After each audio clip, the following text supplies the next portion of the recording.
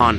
Live from the Vodafone Gigabit Broadband Studio in Waterford and Dungarvan, this is Waterford at 1 News.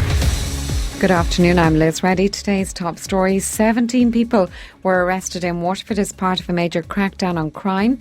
A Waterford-based housing body is promising to build 2,500 new social homes nationally in the next 5 years. A County Waterford writer has won a prestigious award in London. And in sport, Liverpool know a win over Napoli this evening will see them progress to the last 16 of the Champions League. 17 people were arrested in Waterford yesterday as part of a major crackdown on crime. The 17 were arrested and held for various offences, including burglary, theft and drugs. 2 premises were searched under drug warrants, with heroin and cannabis worth more than €7,000 found. 7 people were searched under Misuse of Drugs Act, and there were 2 detections for simple possession. 3 vehicles were also seized for no tax or insurance during 11 checkpoints. Gardaí in Waterford are asking people to be wary of scams in the run-up to Christmas. They can happen at any time of the year and often relate to broadband speeds or tax refunds. Gardaí are again reminding people never to give their bank details over the phone. Brendan Roach is Crime Prevention Sergeant at Waterford Garda Station. We have a version where people contact you and say you're due a tax relief, and they give you a sum. It's normally 1,500 or 2,000 euros. And again, they look for your bank details. So avoid that situation. And I suppose the other 2 that I would mention are broadband speeds, as someone ringing in relation to upgrading those, and again looking for bank details. And the last one that happens particularly at these festive times is where people will get a loan offer over the internet, and basically in order to qualify for the loan you have to forward a sum of money. So again, avoid those situations because they're all scams. He says businesses also need to be on the lookout for counterfeit notes. Dud notes appear from time to time. Now, luckily enough, the latest one that appeared is very easy to detect because it's a €20 note and it actually has copy written on the back of it. So don't be caught with those over the Christmas period. But again, you know, the rush is there to sell the products and the shops are crowded. You just need to ensure that you have enough staff on, that you have your administration area locked down, and that you have a regular check on your stock to ensure that property isn't being taken. A Waterford-based housing body is promising to build 2,500 new social homes nationally in the next 5 years. Respond's annual report shows it started work on 475 units in 2018 and helped nearly 9,000 people. They include 110 homeless families, with most of the children it supported under 5 years old.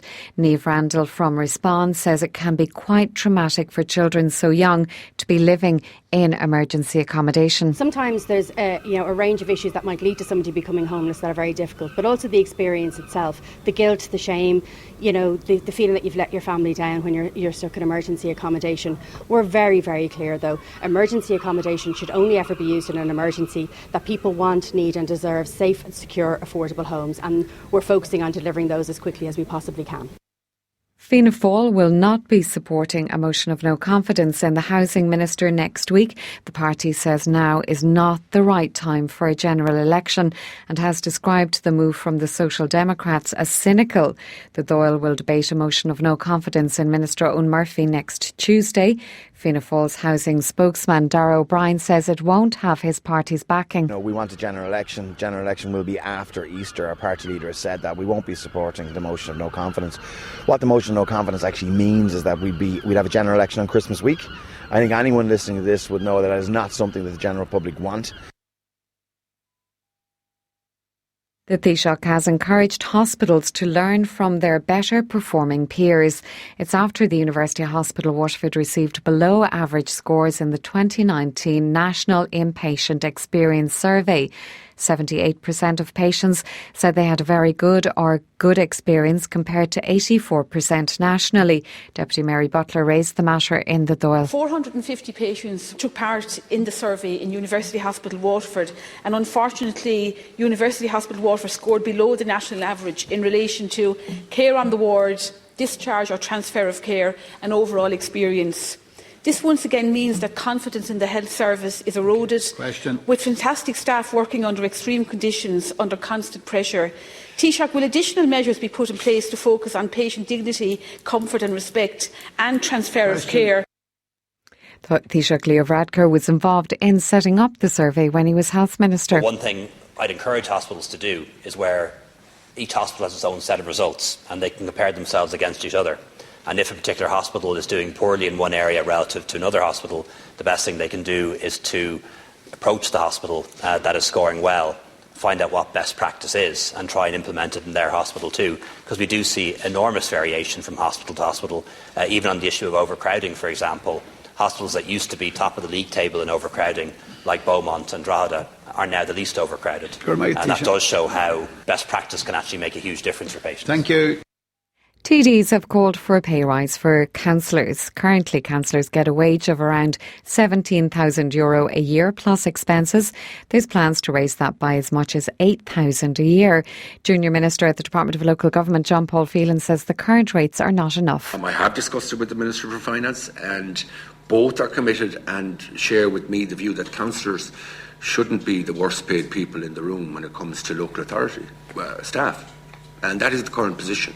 Essentially, councillors work for the minimum wage, or even slightly under it in some cases. 5 farmers that met with the Minister, farmers are continuing to protest in Dublin city centre despite the Agriculture Minister meeting with them today. 5 farmers that met with the Minister agreed to leave on the condition that if no progress was made by the 15th of December, they'd return.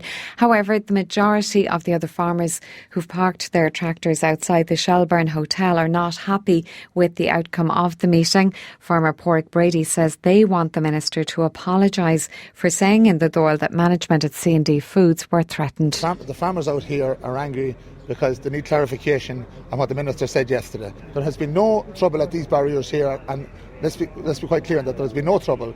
We are not thugs. We have never been thugs. We just need that statement yesterday be retracted. A County Waterford writer has won a prestigious award in London. Irish writer Edna O'Brien was last night named the winner of the David Cohen Prize. As part of that, she got to choose the winner of the Clarissa Lord Award and picked Waterford writer Clodagh Beresford Dunn. The award, founded by Arts Council England in memory of its literature officer, is worth £10,000 sterling. Claire Malcolm is the coordinator of the David Cohen Prize. The prize is often talked about as the UK Nobel Prize, and we're interested in that similar thing of writers with a long career and an amazing library of books to their name. The Clarissa Lord Award is in memory of Clarissa, who died in the mid-90s. The prizes have always been linked together, and the idea really is that someone with a lifetime of achievement can pass on the mantle to a younger writer and try and make a difference into the trajectory of what then happens to that writer. Edna O'Brien explained why she chose Clodagh. I love her poems, and I also think that, like every writer, she needs encouragement. I was happy that I could do some small thing towards them. The Dungarvan woman was delighted to be the recipient. I'm just thrilled. I'm really thrilled. It was a shock when news came through to me about this, and it just remains that way tonight. It's amazing, and I'm so grateful for it. Really, really grateful. WLR Sport. Starting with soccer in Liverpool, no win over Napoli this evening will see them progress to the last 16 of the Champions League. The holders are boosted by Mo Salah's return to training. The Italian visitors haven't won in 6 games but were 2-0 victors in the reverse Group E fixture in September. Kick-off on Merseyside is at 8 p.m. Chelsea, no 3 points this evening, will see them through from Group H. A defeat at Valencia, though, could push the London outfit towards the Europa League. Midfielder Ross Barkley hasn't travelled after he was pictured shirtless in a nightclub during the international break. Chelsea boss Frank Lampard, though, says he remains in his plans. He showed a moment of lack of professionalism that all Ross needs to do now. He's had an injury, so he just has to work his way back in terms of the fitness thing. Train well, and I certainly don't hold anything against my players, and I think it was something that he needs to now show all his reactions on the pitch. The action gets underway at 5:55. JJ Lonnie's the latest Waterford FC player to depart the club. He's returning to Bohemians after a year at Waterford. He's one of 7 players to resign for Bohs for 2020. Meanwhile, Cork City have been named SSE Airtricity League Club of the Season for 2019 at the league's end of season awards. Waterford boxer Craig McCarthy will face Chris Blaney in the Celtic welterweight in Bolton on December 7th. Craig said he respects his opponent but believes he will come out on top. I respect my guy, I respect everything about him, but I just can't see anybody beating me. I really can't, I don't believe it, so I won't see it. So it's not going to happen. I'm going to win. Onwards and upwards, and this is a massive, massive stepping stone. Doors will open big time after this. 7th of December, going to be a night to remember. BTL gang. That's the latest on WLR. Our next bulletin is at 2.